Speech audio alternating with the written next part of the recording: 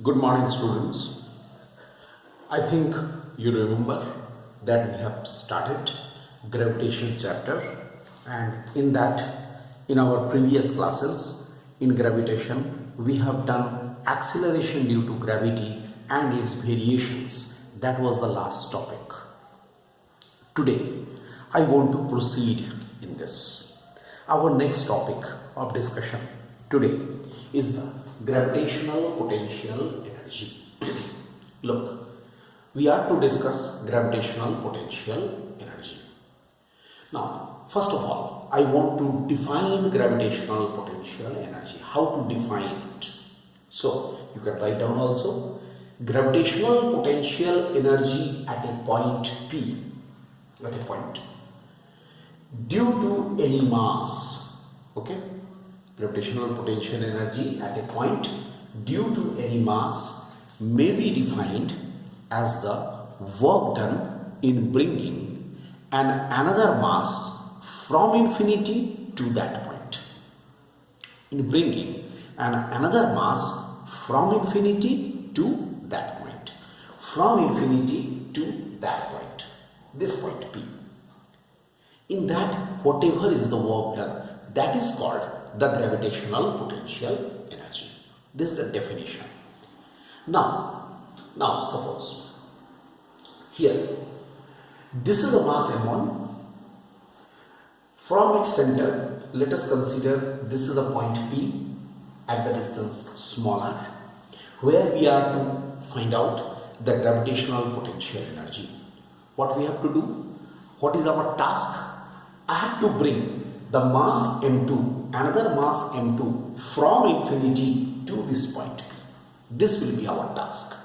Our task will be to bring the mass m2 from infinity to that point P. So, for this, in this derivation, for this purpose, what we have to do?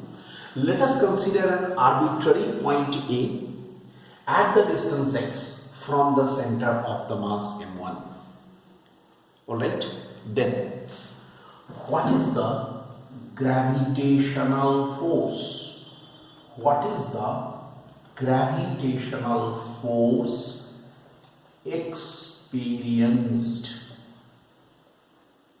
by the mass m2? What is the gravitational force experienced by the mass m2 placed at P? That is F is equal to G into m1 m2 by x square. Try to follow what I have said. I have said gravitational force experienced by the mass m2 placed at P. If the mass m2 is placed at P, how much force it will experience? It will experience F is equal to G m1 m2 by x square. Very simple. Then this will be our attractive force. Now what I have to do? I will move this mass m2 from A to B by the small displacement dx. Alright, so I write here small work done in moving the mass m2.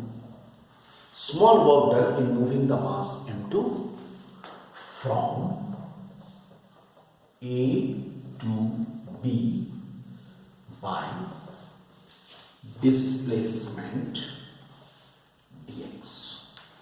By the displacement dx. How much it will be? It will be dw is equal to F into dx. We shall write G into m1 m2 by x square into dx. Look, very simple. I know you have not started, if you don't remember the work done, I just remind you work done. I think work power energy you have done, you have studied it also, but anyway, I just remind you. Work done means what happens in case that, in that case, what is the work done? Is the force into the displacement. What is the force which is acting on it? Attractive force, this much, and displacement in the direction of the force, dx. So F into dx, this value. It is the small work done. And you know, we are using calculus. There is a great use of the calculus, especially the integration. Wherever there is a matter of summation, the integration is very much helpful.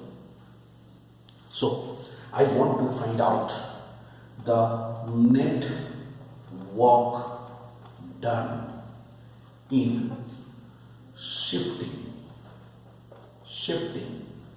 the mass m2 from infinity to p. I want to shift it from infinity to p. Infinity, very large distance, to this point p. What will happen? I have to sum this up. Summing up means the integration. In physics, sum up means integration. We are integrating it. Okay? How? It will be equal to integration of g m1 m2 by x square dx. We have to put the limit. X is equal to infinity to x is equal to r. Look, why we are writing it like this? X is equal to infinity to x is equal to r. Because always the integration will be taking place over the variable. What is the variable here? Variable is x. X का value infinity से लेकर के x का value r. It is ranging from infinity to r. That's why we are writing it like this. Then how much? It is equal to g m1 m2 integration of x to the power minus 2 dx. X is infinity to x is equal to r. Look, actually g into m1 m2, these are the constant quantities. They will be taken out of the integration sign. This whole thing are the variables inside the integration sign. Very clearly.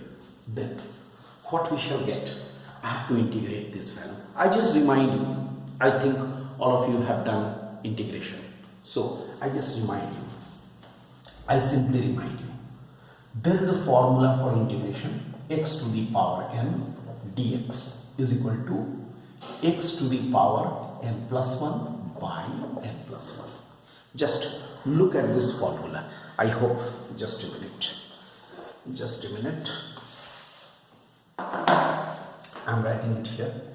Integration of x to the power n dx is equal to x to the power n plus 1 by n plus 1. Look at this formula. This is a very well-known formula of integration. And on the basis of this formula, if I integrate this, which have been given here, x to the power minus 2 dx, x to the power minus 2 plus 1 by minus 2 plus 1 is equal to x to the power minus 1 by minus 1, which is equal to minus 1 by x. Look, integrated result I have written on that corner. Just for your convenience, I have written it on this side, in this side. I am just here separating it in this way. It is just for our guidelines. So what we have to do in the next step, I will write here g m1 m2 here minus 1 by x infinity to r. Ranging, and obviously what will happen if this negative sign will be absorbed, then our limits will be interchanged like this. G m1 m2, here I write 1 by x, here I write infinity, r to infinity. I am writing it r to infinity. Then how much we shall have? G m1 m2, here I write 1 by infinity minus 1 by r.